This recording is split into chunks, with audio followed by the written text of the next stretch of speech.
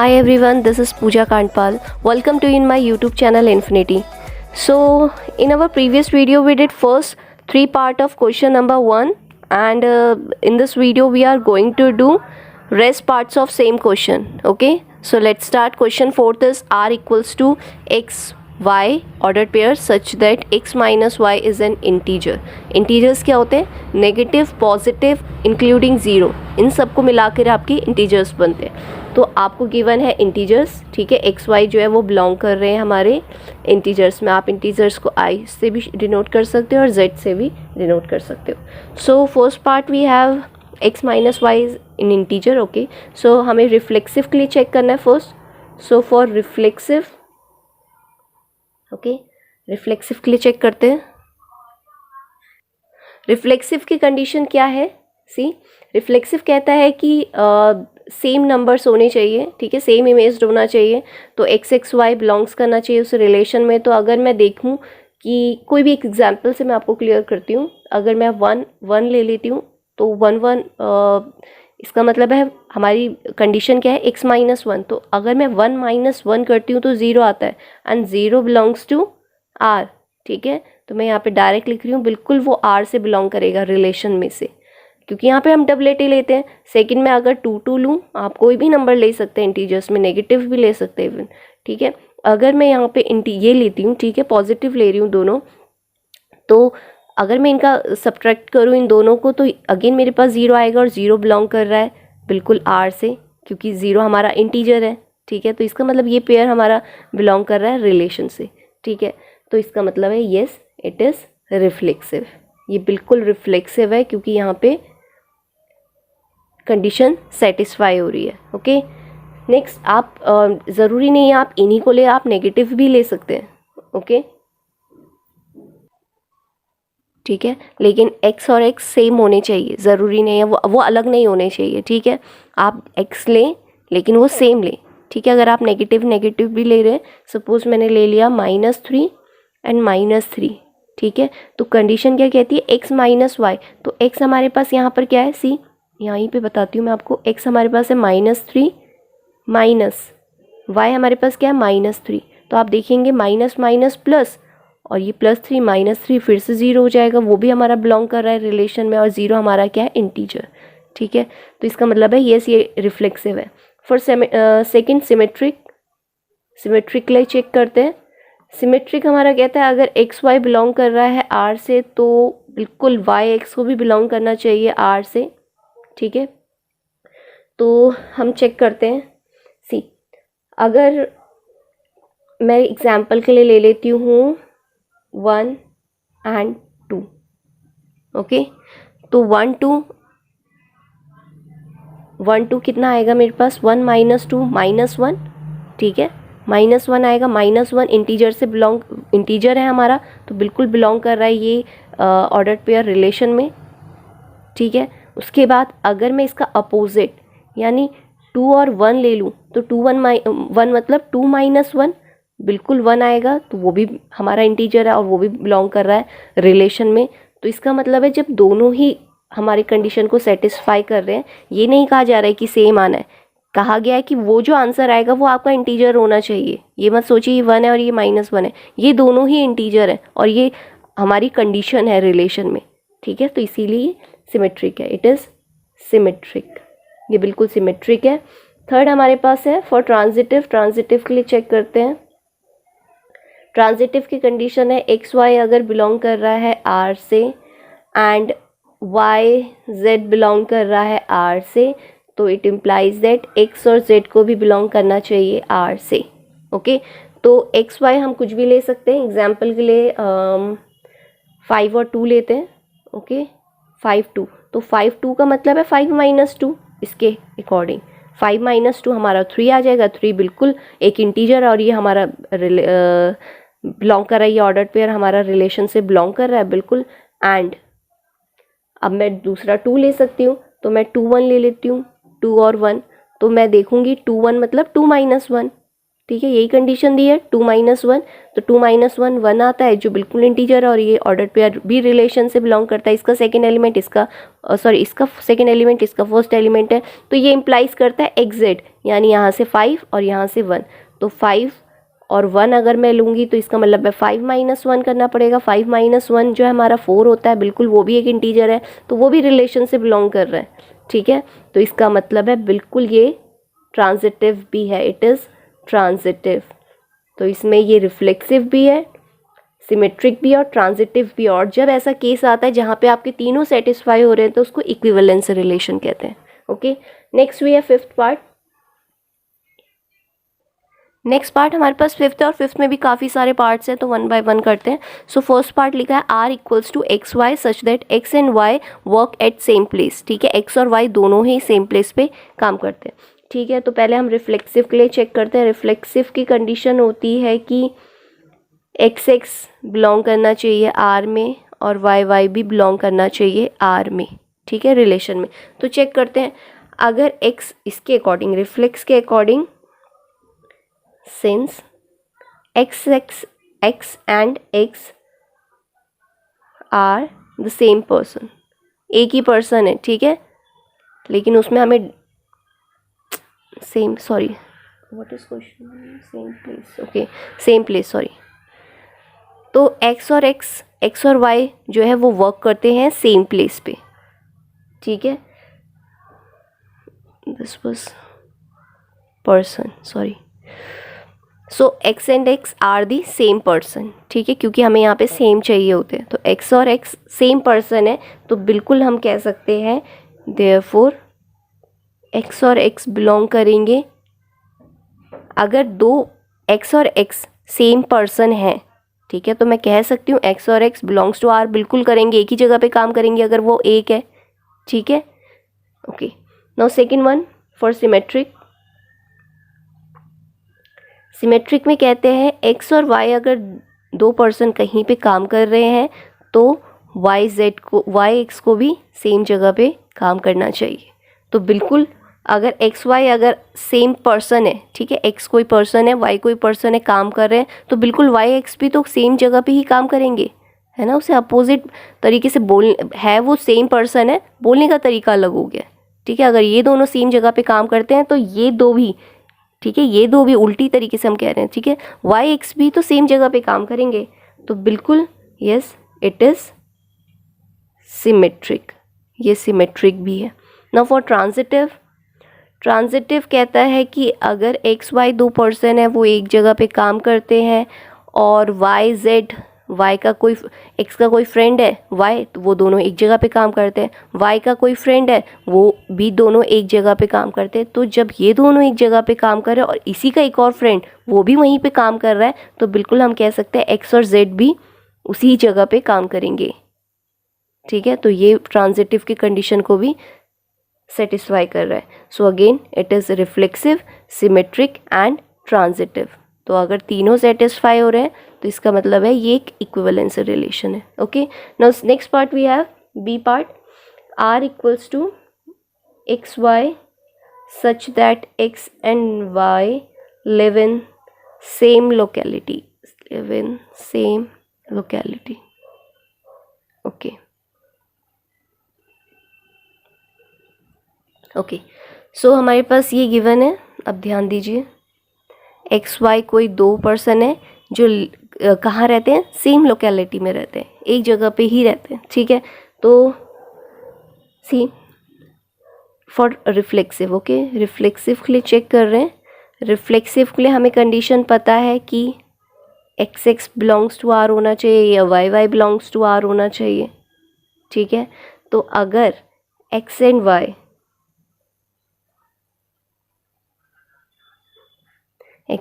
Are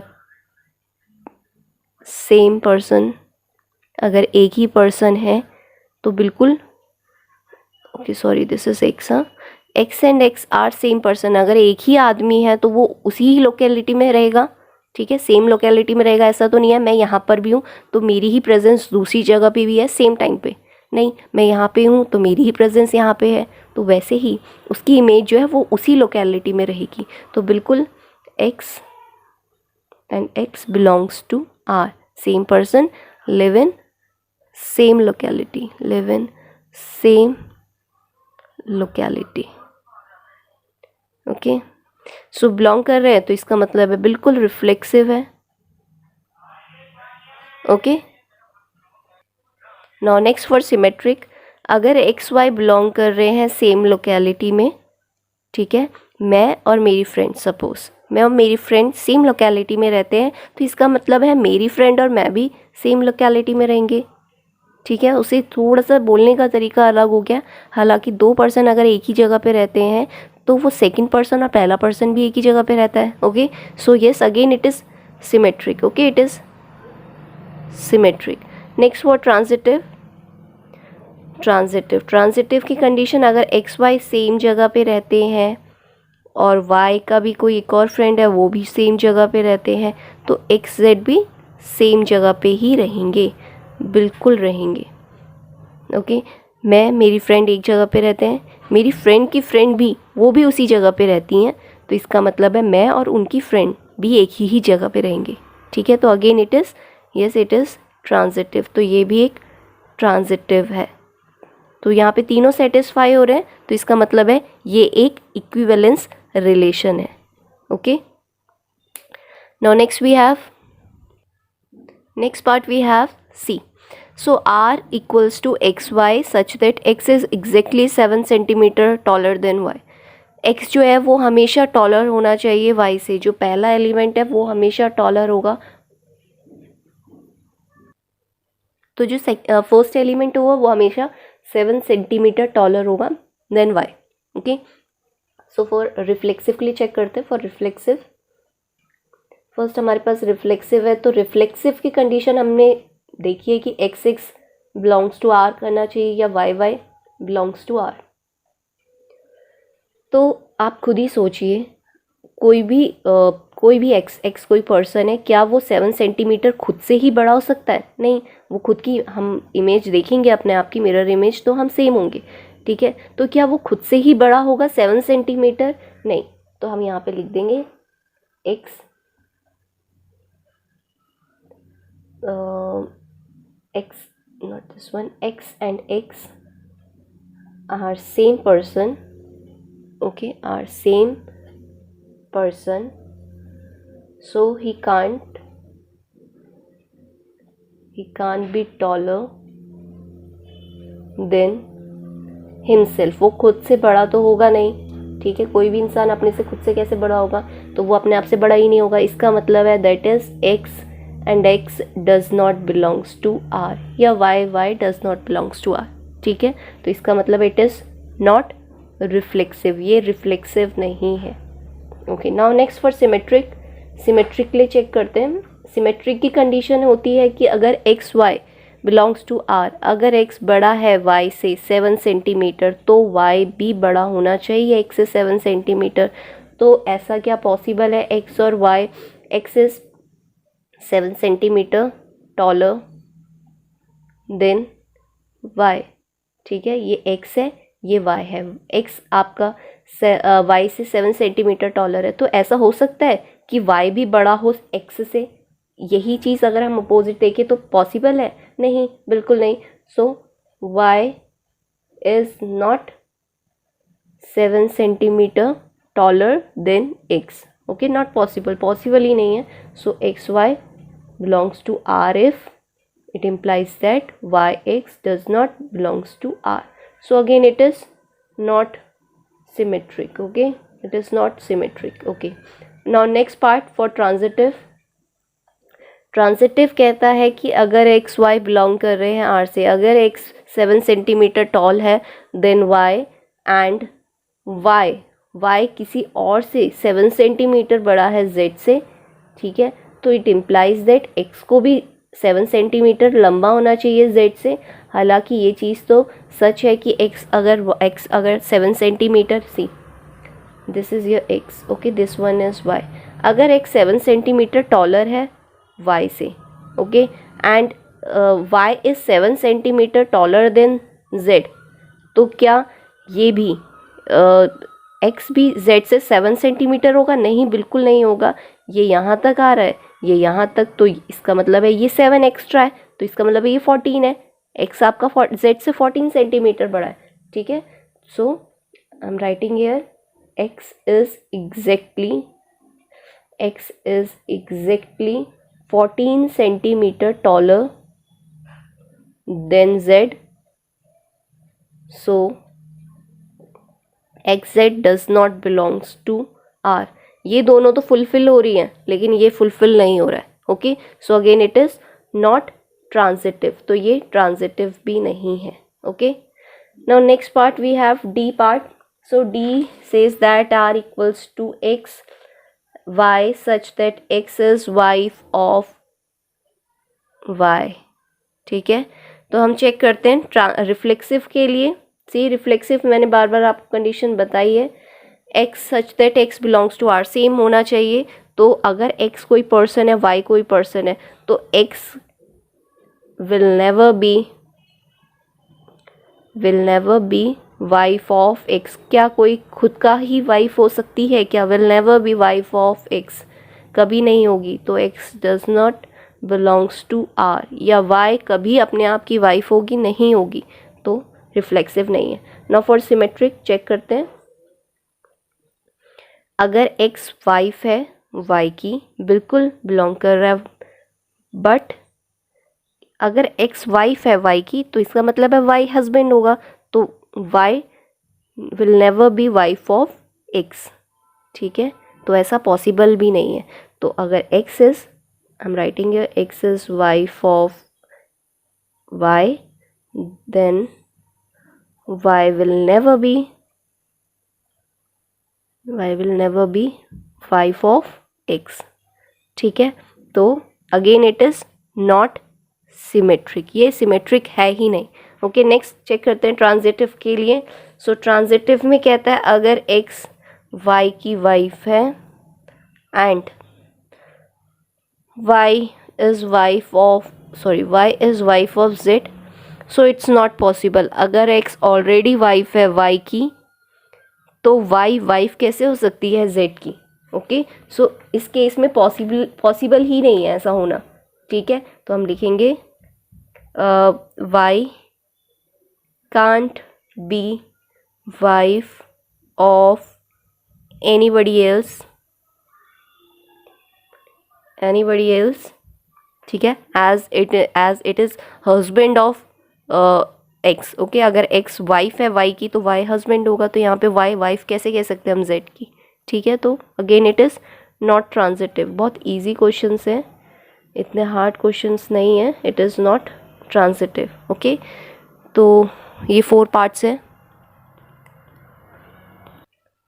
next we have r equals to X Y such that x is father of y। It is same as the D part. Okay, तो ये पूछ रहे हैं कि reflexive के लिए अगर x कोई पर्सन है, तो क्या वो खुद का ही फादर होगा?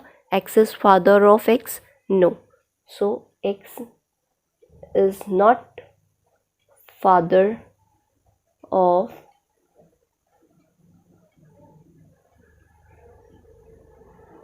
हिमसेल्फ, खुद का फादर नहीं होगा। So x does not belongs to r, so it is not reflexive. Okay, next we have X Y belongs to r। अगर ऐसा होता है तो y x को भी बिलोंग करना चाहिए, r से सिमेट्री की कंडीशन ये। तो x अगर फादर है y का, ठीक है, ये तो सेटिस्फाई हो रहा है, तो क्या y भी x का फादर है? ऐसा होता है अगर आपके फादर, ठीक है, आप ये आपके फादर और ये आप है, तो आप भी अपने फादर के फादर हैं? नहीं। सो y if x is father of y, then y can't be father of x। Okay, तो इसका मतलब है ये सेटिस्फाई नहीं कर रहा है, तो इसका मतलब है नॉट सिमेट्रिक, ये सिमेट्रिक है ही नहीं। Okay, next we have transitive. Transitive के लिए कंडीशन होती है एक्स वाई अगर बिलोंग कर रहा है r से, y z बिलोंग करता है r से, तो x z को भी बिलोंग करना चाहिए r से। मतलब x अगर फादर है y का और y फादर है z का, ठीक है, तो क्या x भी z का फादर होगा? ठीक है, x हो सकता है y का फादर, और बिल्कुल हो सकता है y भी किसी का फादर हो z का, लेकिन क्या x z का फादर होगा? नहीं, x will be grandfather of z। ठीक है, तो वो फादर नहीं होगा इस केस में। xz does not belongs to r। Okay, तो again it is not transitive, ये भी ट्रांजिटिव नहीं होगा। Okay, so here we have completed our first question. I hope all parts are clear to you. In case you have any doubt regarding any parts, you can text me in comment box. Definitely will give you answer. Thank you for watching.